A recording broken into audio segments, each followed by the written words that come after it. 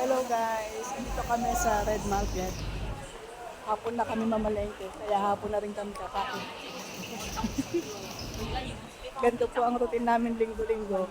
Kami ay tanghali na mamalengke.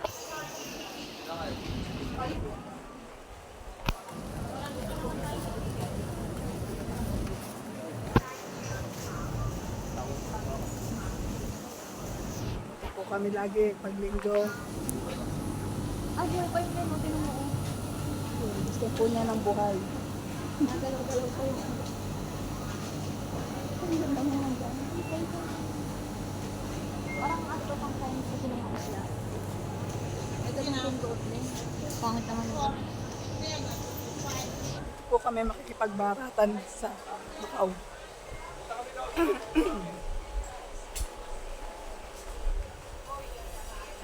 Konti na lang po ang tao kasi hapon na talaga. Ay, ganda-ganda mo talaga dito. Napaka-muscle. Lalaban po ang aming mga braso. Attention at buhat ng buhat sa trabaho.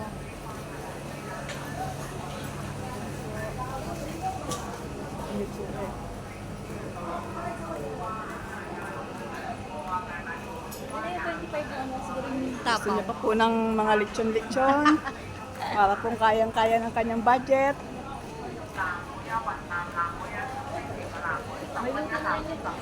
Meron na rin luto, ready to eat na. Sa mga tamad dyan, kagaya namin. Saan na tayo? Doon sa ano, tindahan ng isda.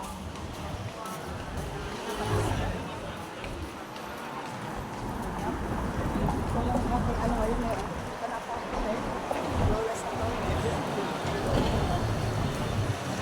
Baka pinilter niya. Hindi kasi ano eh, hindi kasi naibabike ka din, no? Papakita ko sana eh. So, lakad-lakad lang dito sa Red Market. Lalakad lang din po namin yung palengke. Kaya, napakasipag talaga namin maglakad. Yan kayo pupunta. Yan sa kulay pula.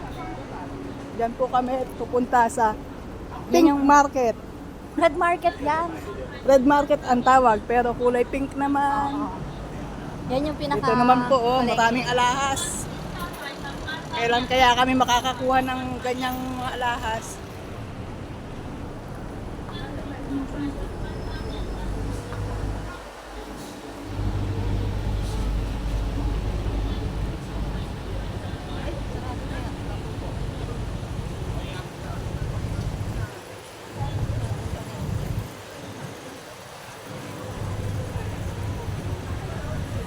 Ganito nga lang po kami pupuntang palengke kami mga todo nakabag pa.